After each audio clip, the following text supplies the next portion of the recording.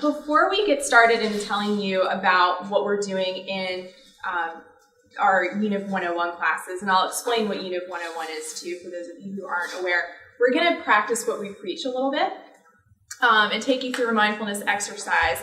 I want you to think about what you were thinking about on your way over here, and maybe what you were thinking about on your drive in this morning or your walk in. Yes, so I don't know about you, but my brain is very much like this. My computer's full of tabs, and when I saw this, I thought, yeah, that's pretty accurate for my brain too. So if you've ever driven to work or someplace and you have no memory of a portion of your commute, maybe that was not a moment of mindfulness for you. So we're going to take a minute to focus in. Just click in here. Okay. Welcome to this 3-minute guided body scan. Start by sitting comfortably with a straight back and close your eyes. Take a few deep breaths in and out to ground you in this moment, feeling your breath as it enters your body and as it leaves your body. As the breath flows in, follow it in. And as the breath flows out, follow it through to its completion. With each out-breath, let your body become heavy, sinking deeper into your chair. Now bring your attention to your head, feeling into your scalp, the forehead, and temples. Observe your eyes, cheeks, your ears, jaw, and chin.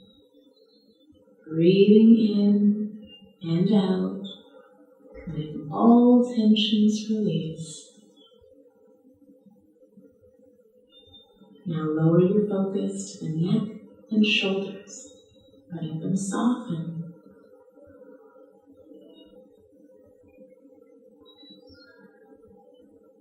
Bring awareness to your arms, extending it down towards the wrists, the palms, and fingers.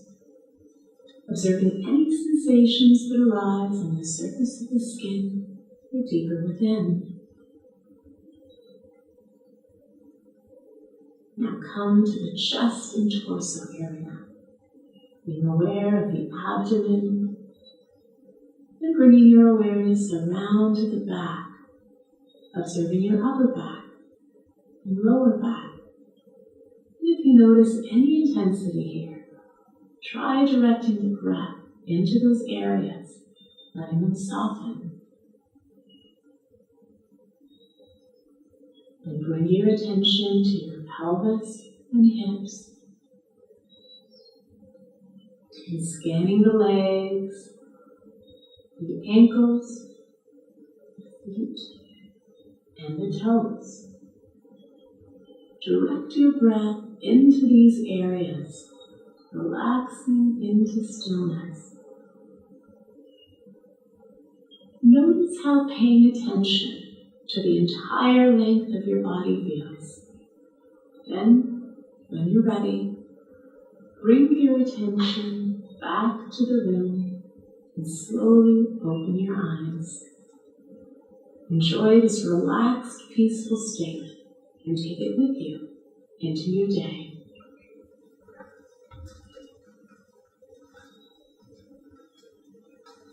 So thanks for doing that with us. That's an example of what sort of stuff that we're doing with our 101 students, which we'll get to in a minute.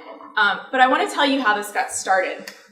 So I told you I was an advisor, and last fall, Linda Hancock came and spoke to the advisors on mindfulness, and she did her presentation to us on the importance of it, the significance of it, and the science behind it. And she showed this slide, which I love, because if you've ever been around a dog, you know that they're not worried about the past or the future like we do all the time. And so as an advisor, I taught 101, and I would talk to my students about mindfulness, but I didn't incorporate it over the course of the semester. I would have one class on it, or I would have one appointment on it, but I wouldn't incorporate it across the board. And something that Linda said really hit home with me was that it's a practice. Students, in order to really develop the benefits of mindfulness practice, need to practice it. And she said that her dream was for every professor at VCU to begin their class with a moment of mindfulness. And I thought, well, we have a ton of classes. We teach a ton of sections of 101, so why don't we try it out?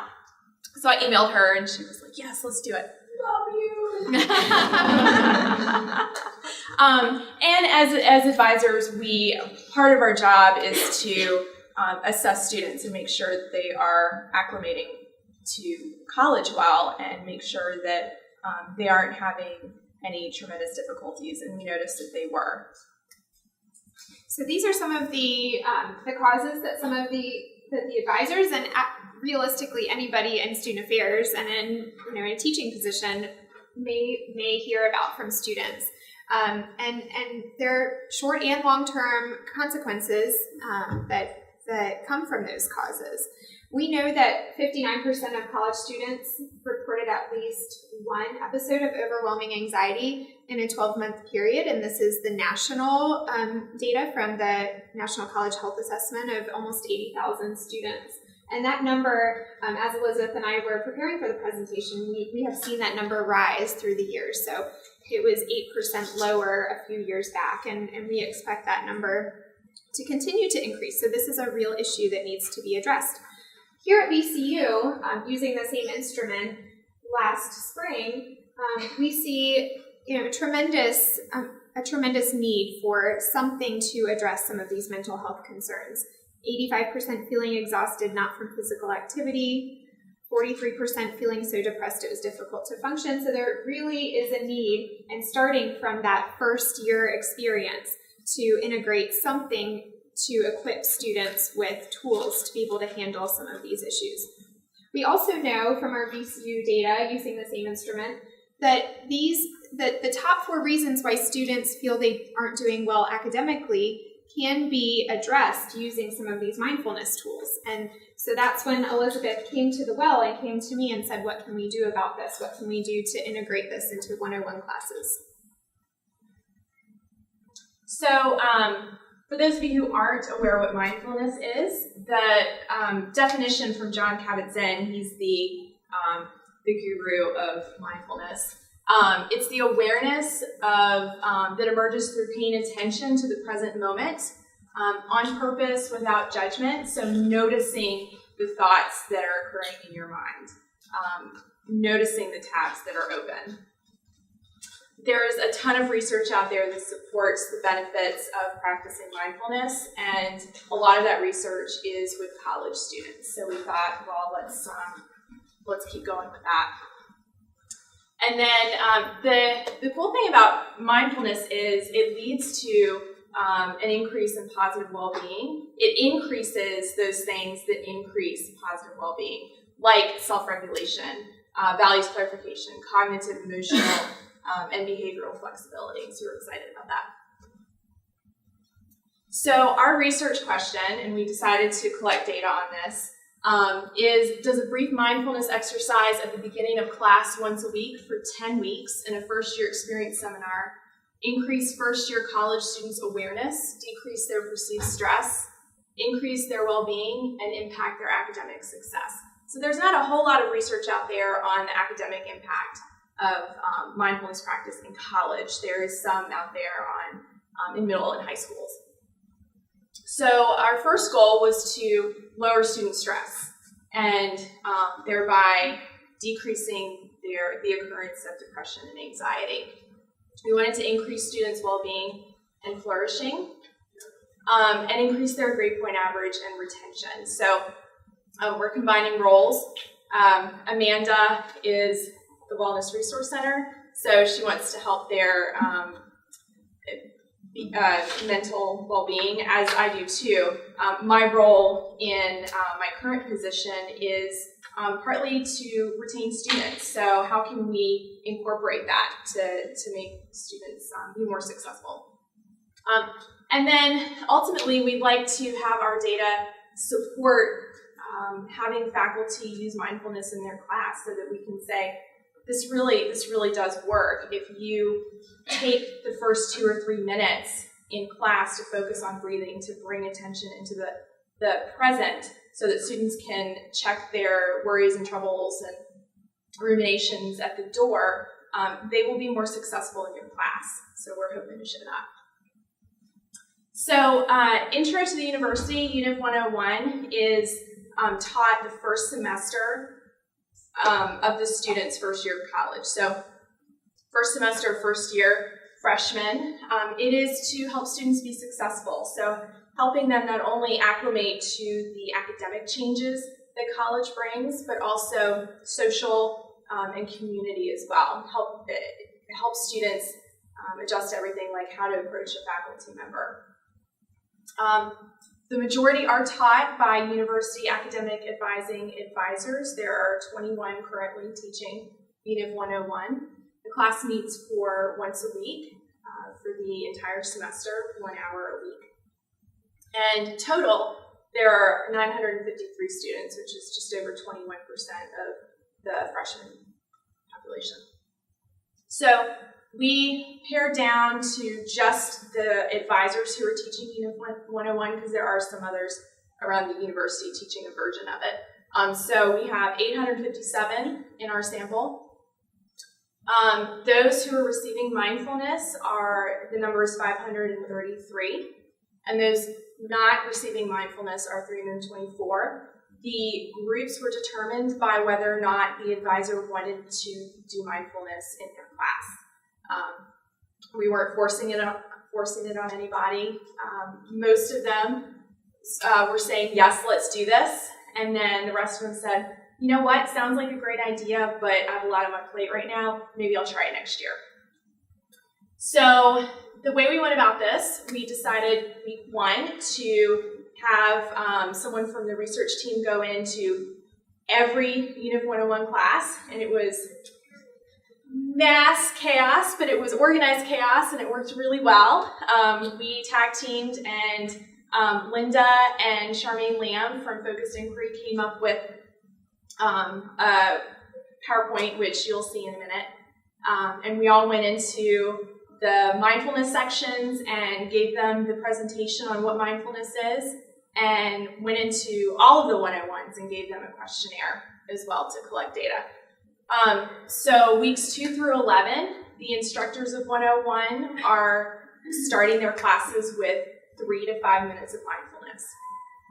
And then they have a preset list. So we wanted to make this as low maintenance for them as possible. So we came up with a list and indicated how long each one was.